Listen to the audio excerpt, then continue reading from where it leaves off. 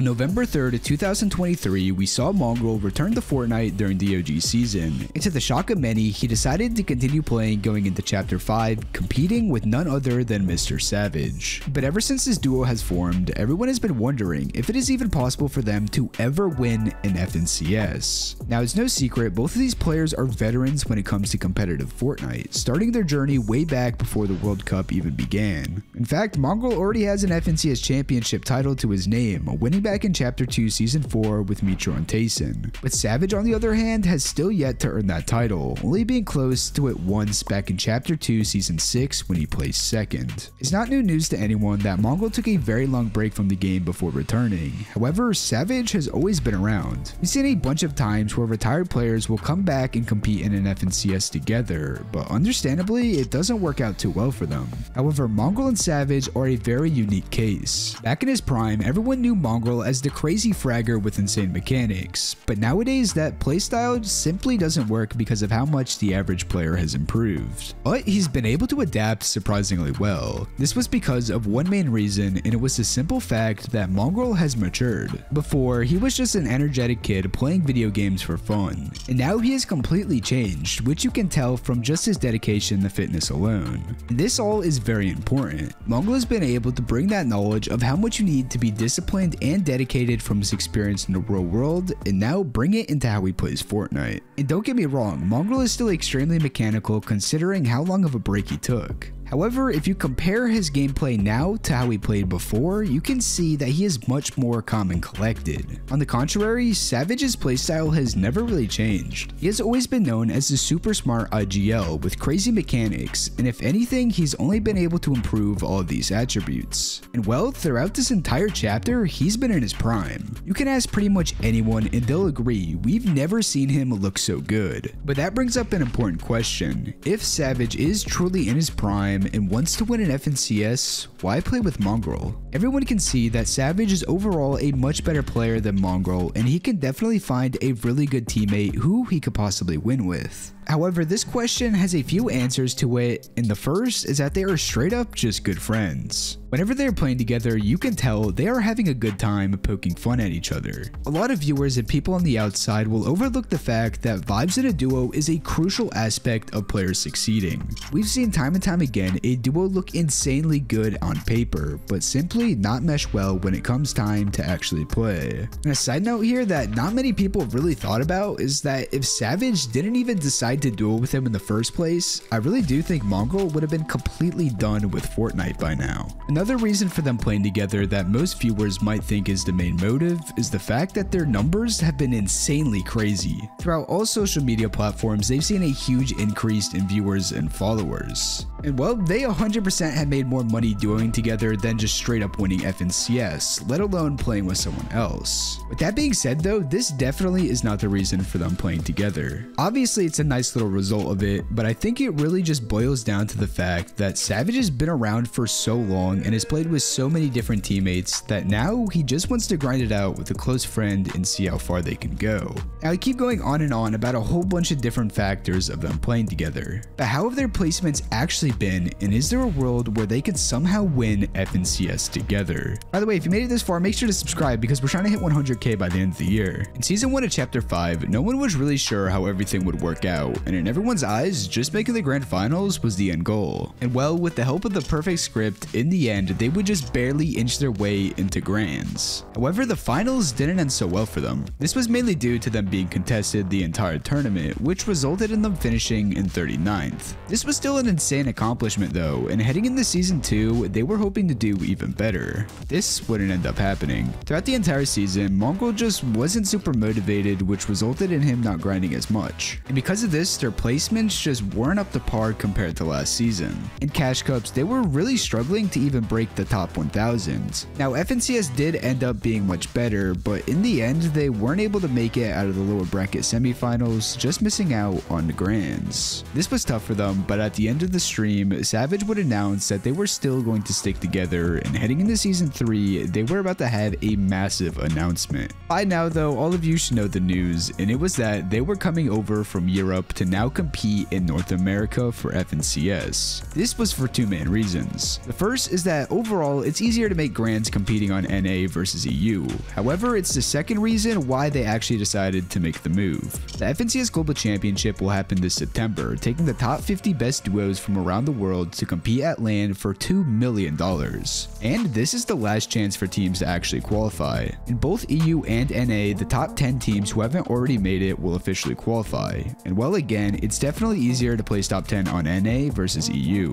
With that being said, there's already 4 teams in NA who have placed high enough to qualify. So if those teams get top 10 again, which is very likely, they'll need to get about a top 14 instead. However, this is much easier said than done. Now let's be honest, there's maybe a 1% chance they'll win FNCS, and that's being generous. But the whole reason for them coming over in the first place is to make globals. So is that even possible for them? And don't worry, we'll answer the question of if they'll ever be able to win later on. Comparing last season and now, everything is looking so much better for them. I mentioned earlier how Mongraal just wasn't grinding before, which was a big reason for both of them underperforming. However, this time it's the complete opposite. The move has made not only him but also Savage more motivated than ever, and it's really translated well into tournaments. Now, as far as cash grips go this season, there's only been 4 of them so far, and they were able to qualify for one of them, with the rest being pretty close. But in that one finals they made, they actually played extremely well. This time around, they decided to try out a completely new drop spot, which is this split here. Now, it might not seem super good, however, it's extremely underrated. In fact, Vidil and Razon got 4th in the most recent FNCS dropping here. Unfortunately though, in the Cash Cup, they would end up being contested. However, they still did very well considering placing 15th, and that's not even including the fact that they didn't even load into one of the games. Now, in the grand scheme of things, Cash Cups aren't the most important, so of course you're really able to tell how good a team is during FNCS. Now this time around, Epic Games changed round 4, so it's a set lobby with the top 50 players of that week versus the top 250 like with the previous 2 seasons. This is important to note because this new format is infinitely better to predict how a team will end up doing in grands, since these tend to be the best way to get practice against the best players. But sadly, Mongraal and Savage weren't able to qualify to either of the week finals. With that being said though, they were very close both times. With week 1 they got 71st and in week 2 a 58th, which is still a really good performance. But overall, this means they ended up just barely missing out on making the upper bracket semifinals. However, this isn't a huge deal. In season 1 they qualified the grands starting in the lower bracket, which they could for sure do again. So as long as they end up placing top 30 once to get into uppers, they will have a really good chance to make it all the way. But what exactly are some of their strategies they're using, and will they actually be able to place high enough to earn a spot at the Global Championship? Checking out their drop spot even more, it has more than enough loot for both of them.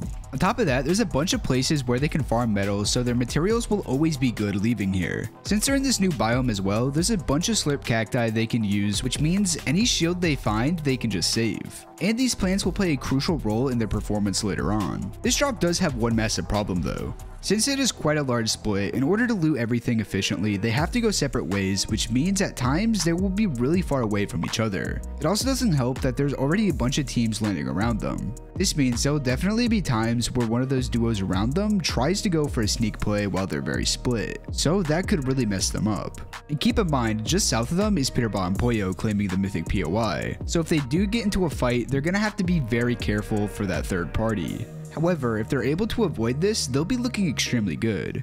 Because of those slurp cacti I mentioned earlier, they can play very aggressive when trying to get storm surge damage. And since other teams around them also have it, they will most likely start trading to get damage because pretty much everybody has infinite shields. This all sounds very good for them, and it gets even better. Whenever they have to rotate out of their drop, they have a couple different ways of doing so. The first one is by using these nitro hoops around, which everyone knows can send you extremely far. But if they want to do a more simple rotation, there's a bunch of nitro bells around them that they can just simply hit. And last but not least, there's a launch pad right in the middle of their POI. This is all very important for them to be successful, however none of it matters if their end games aren't good, so let's take a look at how they play them.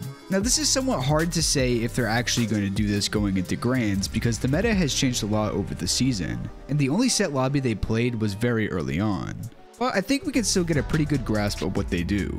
And overall, it's much simpler than you may think. This is a team who rarely ever looks up for height and is just happy to play mid and low ground, leaning on consistency over pop-off games. During the first few moving zones, they try to play higher layers since it's less congested, and they can save mats mirroring underneath height during some rotations. And this is really where Savage, playing for such a long time, helps them out. Without even having to think about it, Savage knows how to put them in a very good spot, which is typically dead side, in order to get some refreshes. Mongraal, on the other hand, does an exceptionally good job of following, making sure to stay right on top of him, which is very important. Eventually, when Savage finds a gap, they drop low ground and from there play together, getting refreshes to push as far as possible. And if they aren't able to find that gap, they're happy to just play mid ground and try to get as high a placement as possible. And overall, this is exactly the playstyle they need in order to play consistently and possibly qualify to globals. However, we have seen in scrims them going height a lot more than usual, so who knows, maybe they'll completely switch up how they play. But whatever they decide to do, I guess we'll just have to wait and see if it works against the best players in North America. With all that being said, I do think they will be able to qualify in the end. But will they be able to place well enough to make the global championship? Well, it realistically comes down to if they're contested or not. Looking at drop maps from other top teams, it doesn't really look like there's any really good teams actually going there, so it's very likely they won't be getting dropped on. So going off of that, I think it will be extremely close. Looking at previous seasons, you only really need 6 or so solid games out of the 12, which is definitely a lot harder said than done in order to get top 10. But from what I said earlier, including the other duos who have already qualified, they need to get about a top 14 versus a top 10, assuming those other players place well enough. Now, they have been working with their coach BloodX a lot over the last 3 seasons, and I have no doubt they'll be cooking up some good strats going into grands. So like I said before, it'll be very close, and I think it'll come down to the wire,